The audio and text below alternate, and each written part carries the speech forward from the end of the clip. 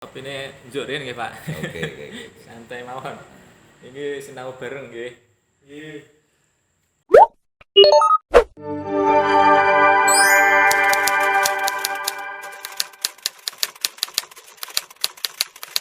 Assalamualaikum warahmatullahi wabarakatuh. Waalaikumsalam warahmatullahi wabarakatuh. Perkenalkan, nama saya Muhammad Bayu Saputra. Di sini saya bersama Pak Saekoni. Kita akan membahas mengenai tasawuf, yaitu sinau bareng bagaimana tasawuf itu hubungannya dengan negara, apa itu tasawuf, hubungannya tasawuf dengan Pancasila itu bagaimana, penerapannya bagaimana. Langsung saja ke Pak Saekoni. 1. Arti dari tasawuf itu bagaimana, Pak? Baik, terima kasih Mas Bayu. Saya akan menjelaskan tentang apa yang saya mengerti itu saja. Banyak orang mengatakan tasawuf, sebenarnya banyak. Arti tasawuf itu banyak. Tasawuf itu menurut persepsi saya adalah bagaimana kita itu mendekatkan diri secara totalitas, secara utuh. Bagaimana kita menjalani seorang hamba yang dititahkan oleh Allah, yang diciptakan oleh Allah hanya untuk beribadah. Jadi ada beberapa penerapan. Kalau orang-orang terdahulu, mungkin dari sejarah itu orang-orang tasawuf itu banyak cara untuk mendekatkan diri kepada Tuhan, sehingga dia menjalani kehidupan dengan meninggalkan dunia secara total, menjauhkan dari kerumunan massa. Dia hidup mengembara, berpakaian yang sangat sederhana mungkin. Zuhud, Pak ya. Ya, zuhud. Itu adalah cara-cara bagaimana menekan nafsu sekuat tenaga untuk mencapai kesempurnaan hidup bersama dengan Tuhan. Itu cara-cara apa, Pak? Cara bertasawuf atau? Ya, itu caranya orang tasawuf di saat-saat itu. Namun, apakah tasawuf itu bisa diterapkan di zaman sekarang? Nah, ini mungkin ada pembahasan lain ya. Kita jelaskan bahwa itu dari cara. Intinya tasawuf adalah bagaimana cara untuk mendekatkan diri kepada Tuhan yang Maha Esa dengan totalitas. Semaksimal mungkin. Berarti tasawuf itu adalah ilmu tentang ketauhidan ya, Pak ya. Bisa juga. Cara kita mendekatkan diri secara totalitas kepada Tuhan. Wah, sangat menarik ini. Jadi aplikasi tasawuf di era modern itu bagaimana, Pak? Mungkin dalam pertanyaannya kan, apakah bisa diterapkan di saat sekarang di era modern seperti ini? Sekarang ini kan soalnya Nah, dunia lagi gencar-gencarnya pemilihan juga ya berpacu dalam berbagai macam pola kehidupan ini ya. Mungkin ya berpacu dalam berharta, istilahnya kekayaan, atau mungkin berpacu dalam istilahnya ketenaran dan itu sebagainya. manusiawi, Pak, juga, Pak. Betul, itu pada dasarnya manusia itu Juga butuh itu. dunia. Nah, bagaimana kita bisa mendekatkan diri kepada Tuhan kalau kita masih bersama dunia? Berarti harus ditinggalkan dunianya, Pak. Dunia harus ditinggalkan. Hanya wujud meninggalkan dunia itu bagaimana? Ya. Bagaimana kita bisa mengabdi kepada Tuhan secara utuh kalau kita masih bersama dunia? Mungkinkah bisa? Sulit. Nah, bagaimana penerapannya? Padahal sekarang banyak orang yang berpacu dalam berbagai macam kebutuhan. Sedangkan kita itu butuh berpakaian, butuh rumah, butuh pekerjaan dan sebagainya. Mungkin butuh nama. Artinya apa? Ketenaran dan sebagainya. Bagaimana tasawuf bisa diterapkan? Bisa. Dengan catatan bagaimana? Tasawuf, saya mengatakan ini tasawuf modern. Berkehidupan di dunia yang modern ini. Tasawuf itu pada dasarnya kita harus meninggalkan dunia, kita harus zuhud.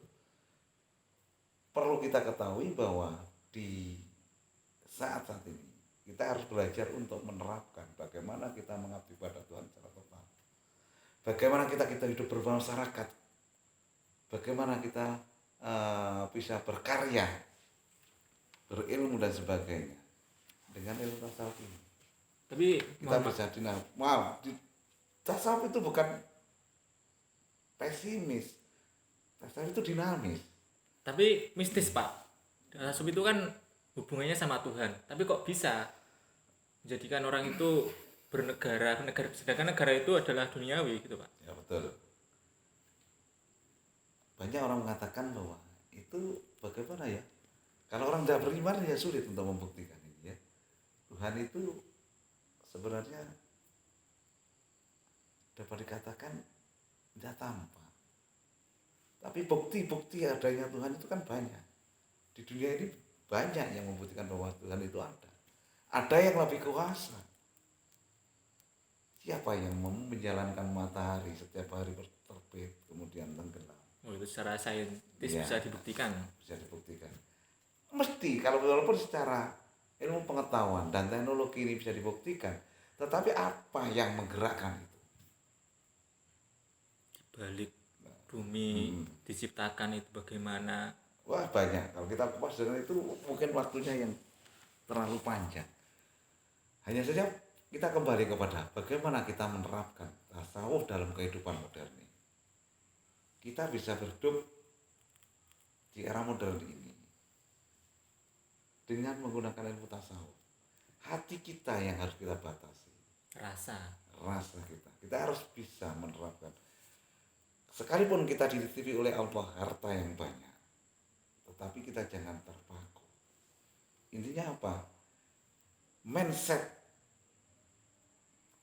pemikiran kita bukan untuk mengejar dunia, tapi bagaimana kita bekerja keras untuk menghasilkan sebuah harta.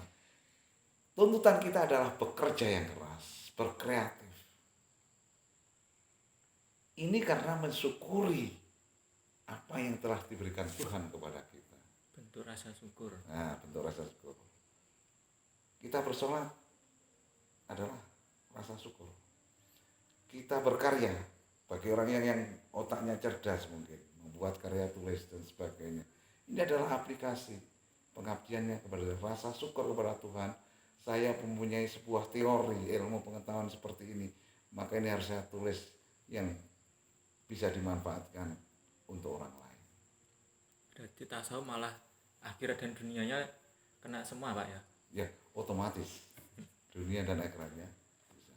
Semuanya kita bekerja kemudian Allah memberikan rezeki yang banyak, ya kita jalankan hanya untuk Allah. Bagaimana caranya?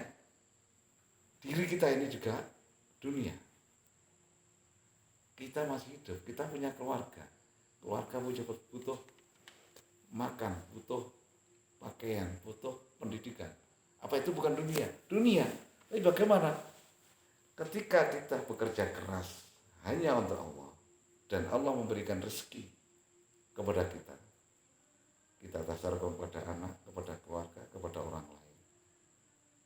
Kita berpakaian yang bagus bukan untuk dipamerkan kepada manusia, tetapi kita pamerkan kepada Tuhan dalam bentuk rasa syukur kepada Allah. Itu harus ditanamkan pada diri Nah, ini harus ditancapkan ke dalam jiwa kita sehingga terbentuk sebuah karakter, pemahaman yang islami, pemahaman yang ilahi, menjadikan adab. betul. Jika kita itu diberi rezeki oleh Allah sehingga kita mampu untuk membeli kendaraan, membeli sebuah mobil yang mewah atau rumah yang bagus, ya kita terapkan bagaimana wujud syukur kita. Kita membentuk rumah yang mewah, ini adalah aplikasi syukur kita kepada Tuhan sehingga tamu-tamu Allah itu bisa datang ke rumah kita dengan penuh kesenangan. Sehingga apa? Wujud bagaimana kita menjamu tamu-tamu Allah ini. Sehingga tamu Allah itu bisa kerasan berada di rumah kita. Wujudnya seperti itu. Jika kita punya kendaraan yang mewah, bagaimana ya kita mensyukuri itu? Ya wujud pembelian materi berupa mobil mewah ini adalah rasa syukur karena kita diberi rezeki oleh Allah. kemudian mobil yang mewah hanya untuk beribadah kepada Allah. Buktinya apa? Mungkin sampean sudah tahu dibuat ibadah. Bentar Pak, bentar. Ini yuk. Oke. Semakin lama temanya semakin hilang. Jadi bagaimana tasawuf itu ada hubungannya dengan negara?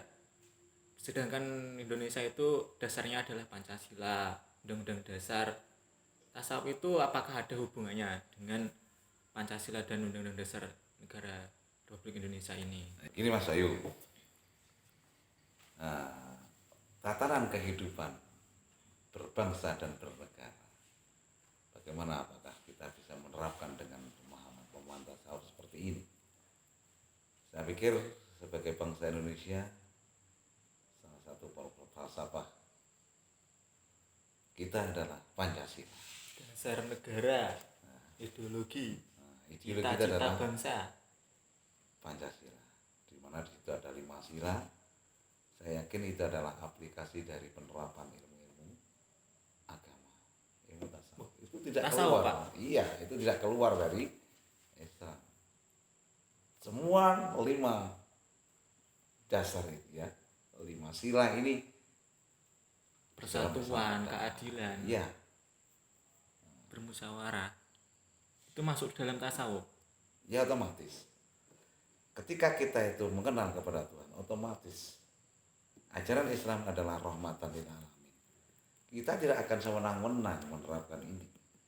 Kalau kita mengenal Islam secara dalam, kita mengenal Tuhan secara utuh, secara dalam, kita dekat kepada Tuhan, otomatis kita tidak akan mau sewenang-wenang. Suatu misal berbuat zalim kepada orang lain, kita menghina orang lain, padahal itu ciptaan Allah. Kita berbuat zalim kepada orang lain, apa berani? Otomatis kita menzalimi Allah, gitu. Semua dikembalikan kepada ketuhanan, Pak ya. Ya, otomatis semuanya harus kembali kepada Allah. Kemanusiaan yang adil dan beradab, sila kedua itu. Tasawuf akan membimbing diri kita untuk beradab kepada sesama manusia. Kita akan menanamkan akhlakul karimah, supaya kita bisa menerapkan kepada manusia. Ini cara berbangsa. Ya, Persatuan Indonesia, walaupun di negara kita itu berbagai macam suku, Bhinneka bangsa, Tunggal dan Ika. budaya, tidak ada. Wong Allah memberikan budaya kepada bangsa sana. Bangsa sana punya budaya, punya bahasa yang lain. Itu bahasa Allah semuanya. Bagaimana bisa kita harus menghargai. Semata-mata kita bukan untuk merusak, tidak mungkin akan merusak, karena kita sadar bahwa itu adalah ciptaan Allah. Bahwa di dalam Pada hakikatnya itu adalah ciptaan Allah.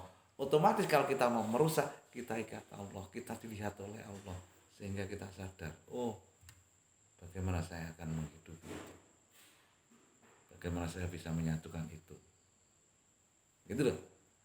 Sehingga menguri-nguri budaya dan menyatukan bangsa ini semata-mata kita karena taat kepada Allah, kita takut kepada Allah, sehingga kita tidak bisa berbuat sewenang-wenang. Oke, gimana?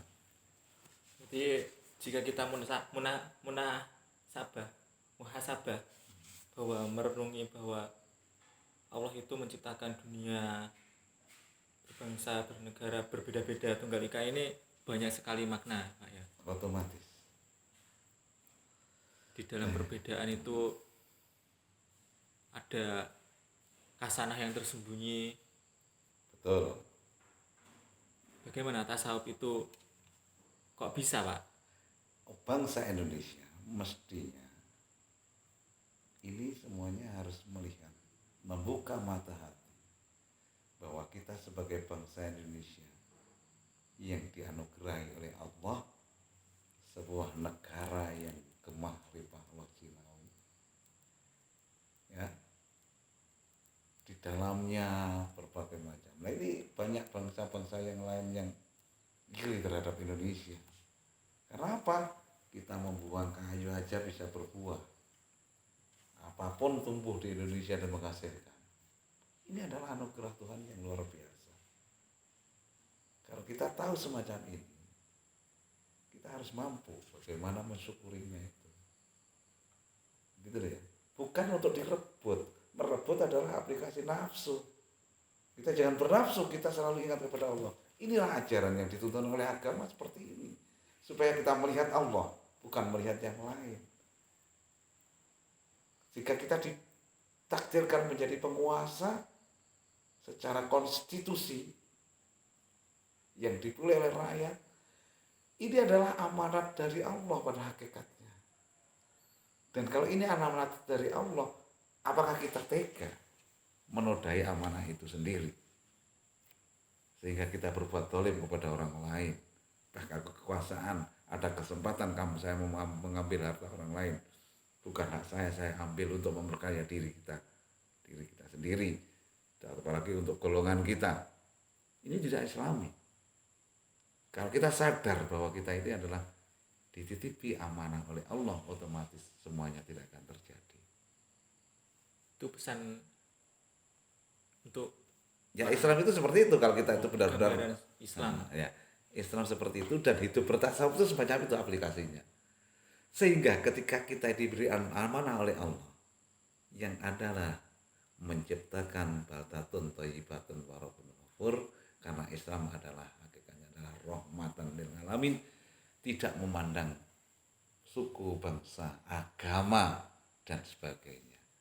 Bahkan terhadap makhluk yang lain pun selain manusia, kita juga punya kasih sayang.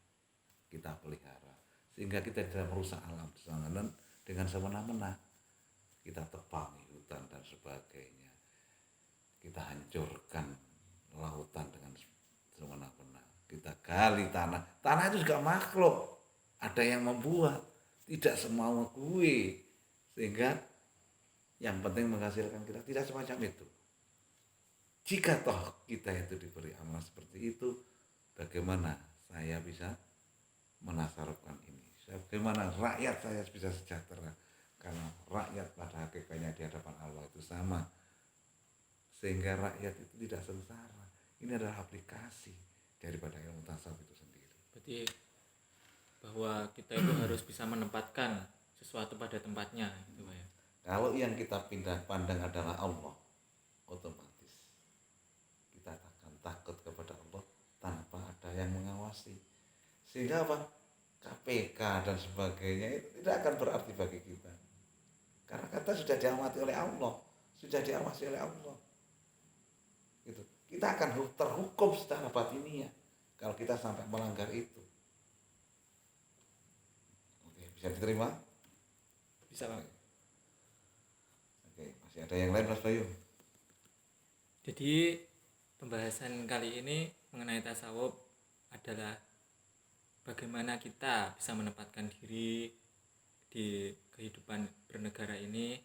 Juga tadi sudah dipaparkan bahwa bagaimana pengertian tasawuf itu, bahwa Islam adalah rahmatan lil alamin, gitu Pak ya.